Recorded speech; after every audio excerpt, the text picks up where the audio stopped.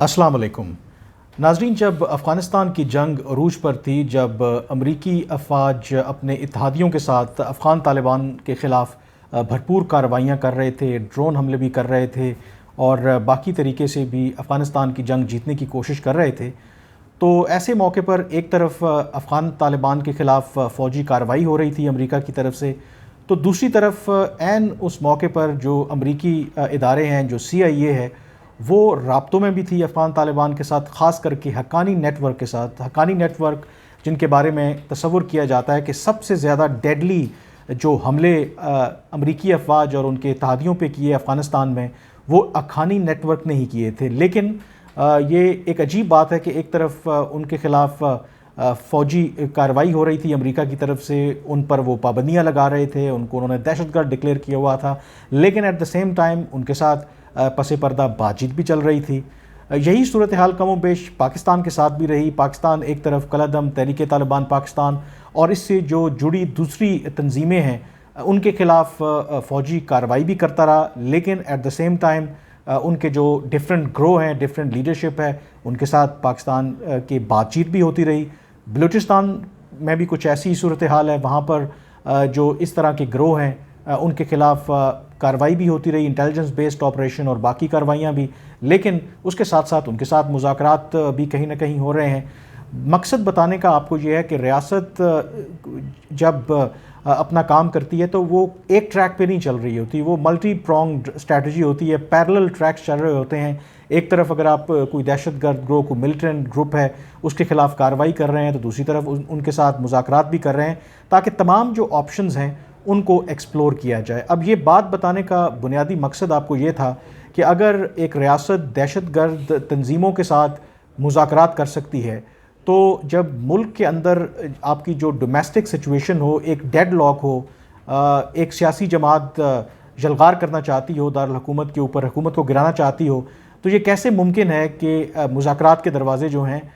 वो ऐसी सूरत में बंद हो सकते हैं। जो ख़बर एक्सक्लूसिवली मैं आपके साथ शेयर कर रहा हूँ, बावजूद इसके कि आपको इस वक्त जो पॉलिटिकल टेम्परेचर है वो बहुत बढ़ता हुआ नज़र आता है, दोनों अतराफ से जो सख्त बयानात का सिलसिला जारी है। इमरान खान साहब हुकूमत को टारगेट कर रहे हैं, अपोजिशन जो है वो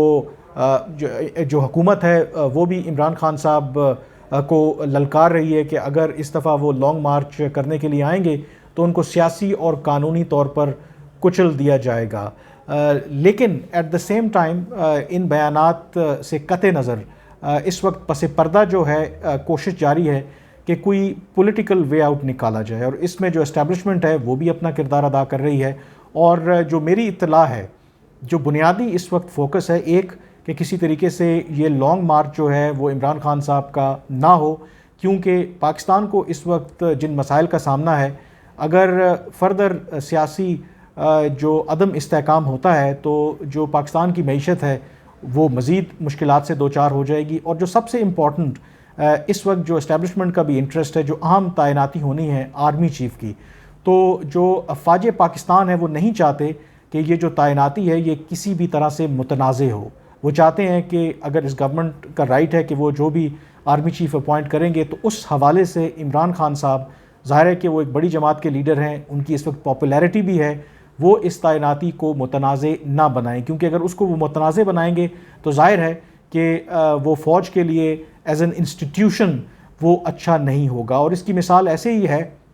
2019 में जब जनरल कमर जावेद बाजवा की एक्सटेंशन का मामला ज़ेर बहस आया और ये सुप्रीम कोर्ट में गया, और सुप्रीम कोर्ट ने फिर पार्लियामेंट से कहा कि इसके ऊपर वो कानून साजी करेंगे, यानी कि पार्लियामेंट जो आर्मी एक्ट है उसके अंदर तरमीम करें। अब उस वक्त जो तहरीक इंसाफ की गवर्नमेंट और उनके जो इत्तेहादी थे, उनके पास सिंपल मेजॉरिटी तो थी, क्योंकि आइन में तो तरमीम करनी नहीं थी, सिंपली जो आर्मी एक्ट था उसमें तरमीम करनी थी। वो चाहते तो एक सिंपल मेजॉरिटी के साथ उस कानून में तरमीम कर सकते थे, लेकिन ऐसा नहीं हुआ। उस वक्त भी जो फ़ौजी क़यादत थी उन्होंने राब्ता किया, बावजूद उनके सख्त इख्तलाफात के, नून लीग और पीपल्स पार्टी के साथ, और उनसे रिक्वेस्ट की कि वो इस कानून साजी के हक़ में वोट दें, क्योंकि वो नहीं चाहते कि ये तासुर जाए कि ये जो कानून साजी की गई है या जो आर्मी चीफ़ को एक्सटेंशन दी गई है वो सिर्फ एक जमात की मर्ज़ी थी और बाकी जमातें जो हैं वो उसकी मुखालफत कर रही हैं। तो ज़ाहिर है कि उसमें गिव एंड टेक भी हुआ, اور اگین اس سے ایک چیز ظاہر ہوتی ہے کہ جو مذاکرات کے دروازے ہیں وہ کبھی بند نہیں ہوتے، اور اس وقت بہت زیادہ کرٹیسائز بھی ہوا نون لیگ کے اوپر کہ ایک طرف تو وہ ووٹ کو عزت دو کے بیانیے کی بات کرتے ہیں، ایک طرف وہ جنرل باجوہ کو ذمہ دار قرار دیتے ہیں جو بھی نون لیگ کے ساتھ ہوا، جو بھی نواز شریف کے ساتھ ہوا، لیکن دوسری طرف وہ اس جو آرمی ایکٹ ہے اس کی ترمیم کی حمایت بھی کر رہے ہیں اور آرمی چیف کی ایکسٹینشن کی بھی حمایت کر رہے ہیں۔ اس میں مقصد بنیادی طور پر یہی تھا کہ آرمی نہیں چاہتی تھی کہ ایون کہ آرمی چیف کی جو ایکسٹینشن ہے وہ کسی طرح سے متنازع، اور تمام جماعتیں جو ہیں متفقہ طور پر اس جو آرمی ایکٹ میں ترمیم کی گئی تھی اس کے حق میں ووٹ دیں۔ ابھی بھی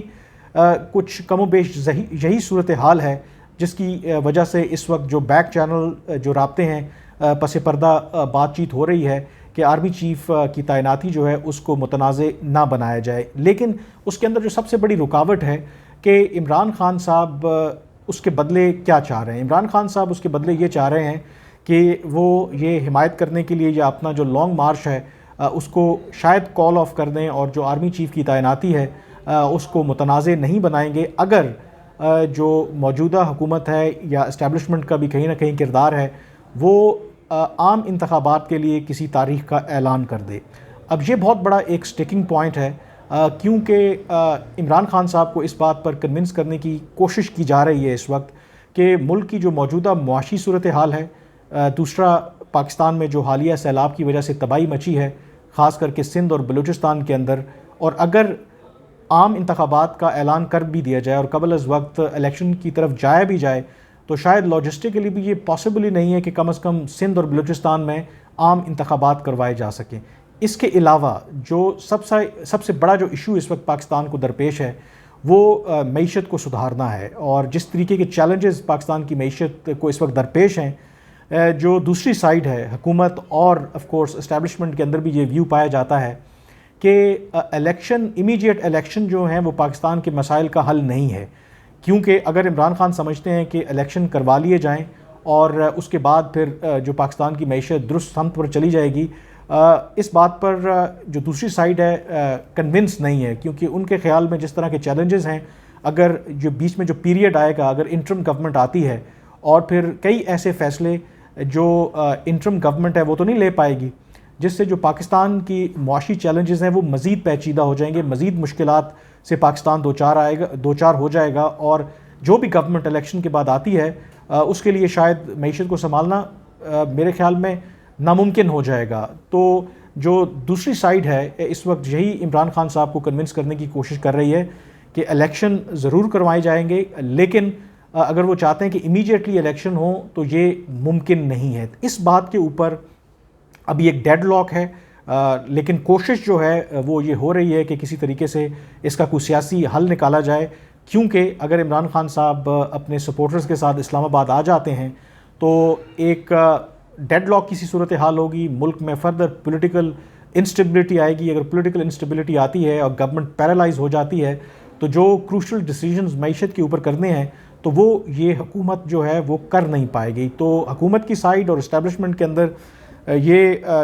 ایک کنونسنگ ویو ہے کہ فوری الیکشن جو ہیں وہ اس مسئلے کا حل نہیں ہے۔ ہاں، اس کے اوپر بات چیت ہو سکتی ہے کہ آگے روڈ میپ کہ جب بھی الیکشن ہو کیسے الیکشن کب ہونے چاہیے، لیکن امیجیٹلی الیکشن کی پاسبلٹی نہیں ہے، اور اس پوائنٹ کے اوپر جو مذاکرات ہیں وہ کہیں نہ کہیں ڈیڈ لاک کا شکار ہیں۔ اور ایک اور خبر بھی آپ کو شاید آپ یہ سمجھتے ہوں گے کہ جس طریقے کی بیان بازی چل رہی ہے، جس طریقے سے حکومت بھی پوری تیاری کر رہی ہے لانگ مارچ کو روکنے کے لیے، تو شاید یہ مذاکرات والی بات کو اتنی ٹھیک نہیں لگتی۔ بالکل ایسا نہیں ہے۔ اس سے پہلے بھی 25 مئی سے پہلے جب عمران خان صاحب لانگ مارچ دینے آ رہے تھے تو اس وقت بھی حکومت کے درمیان، اسٹیبلشمنٹ کے درمیان اور عمران خان کے درمیان مذاکرات ہو رہے تھے۔ اگر آپ کو یاد ہو تو عمران خان صاحب سے درخواست کی گئی تھی کہ وہ اپنا جو لانگ مارچ ہے کچھ دنوں کے لیے ڈیلے کریں، اور انہوں نے کیا بھی، اور اس میں فردر ڈیلے کے لیے بھی ان سے کہا گیا، لیکن انہوں نے وہ بات نہ مانی اور پھر 25 مئی کو وہ اسلام آباد آ گئے، لیکن وہ جو ان کا لانگ مارچ تھا وہ ناکام ہوا، کیونکہ ان کو لگتا تھا کہ شاید ان کے ساتھ کوئی بڑی گیم کی جا رہی ہے۔ اب اس وقت جو ایک اہم شخصیت نے مجھے بتایا کہ جب یہ مذاکرات چل رہے تھے تو ڈیل بالکل ہونے والی تھی، اس میں جو پی ڈی ایم کی حکومت تھی وہ آلریڈی اس بات پر اگری کر گئی تھی کہ وہ نئے انتخابات کی طرف جانے کے لیے تیار ہیں، کیونکہ وہ بھی اس وقت مشکل فیصلے نہیں لینا چاہتے تھے، وہ ڈیلے کر رہے تھے، جو پیٹرولیم کے اوپر سبسڈی تھی اس کو وڈرا نہیں کر رہے تھے۔ نواز شریف صاحب کا بھی خیال تھا کہ ہمیں ایسی صورت میں ضرورت نہیں ہے کہ ہم جو اس گورنمنٹ کو کنٹینیو کریں، بلکہ ایک فریش مینڈیٹ لے کے اور اس کے بعد وہ فیصلے کریں۔ لیکن جو بریک ڈاؤن ہوا وہ تب ہوا کہ جب عمران خان صاحب وہ مذاکرات بیچ میں چھوڑ کے چلے گئے، اور انہوں نے پی ڈی ایم کی حکومت کو ٹارگٹ تو پہلے بھی کر رہے تھے، لیکن جو اپنا جو ان کا جو کرٹیسزم ہے اس کو کئی گنا بڑھا دیا اور اسٹیبلشمنٹ کو بھی ٹارگٹ کیا۔ جب انہوں نے یہ کام کرنا شروع کیا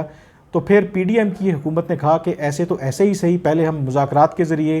ایک الیکشن ڈیٹ کی طرف جانا چاہتے تھے، لیکن اگر عمران خان صاحب پرووک کرنا چاہتے ہیں اور اگر یہ سمجھتے ہیں کہ وہ اسلام آباد کے اوپر چڑھائی کر کے اور ہماری گردن کے اوپر پاؤں رکھ کے الیکشن کی ڈیٹ اناؤنس کروائیں گے تو پھر یہ ممکن نہیں ہے، اور جس کی وجہ سے پھر وہ مذاکرات جو ہیں وہ ناکام ہو گئے۔ اگر اس وقت وہ مذاکرات اکارڈنگلی چلتے اور عمران خان صاحب اور باقی فریقین کسی نتیجے پہ پہنچ جاتے تو شاید ابھی تک انتخابات ہو چکے ہوتے اور اس ملک میں ایک نئی حکومت ہوتی، لیکن ظاہر ہے کہ وہ تو اب قصہ پرانا ہو گیا۔ جو موجودہ صورتحال ہے، مذاکرات بالکل ہو رہے ہیں، لیکن جو ڈیڈ لاک ہے وہ اسی بات پر ہے کہ عمران خان اصرار کر رہے ہیں کہ الیکشن کی ڈیٹ دی جائے، لیکن جو اسٹیبلشمنٹ اور جو حکومت ہے اور باقی جو اسٹیک ہولڈرز ہیں وہ یہ سمجھتے ہیں کہ الیکشن جو ہیں وہ اس وقت پاکستان کے معاشی اور جو دوسرے مسائل ہیں ان کا حل نہیں ہے۔ آج کے وی لاگ سے اتنا ہی، مجھے اجازت دیجیے، اللہ حافظ۔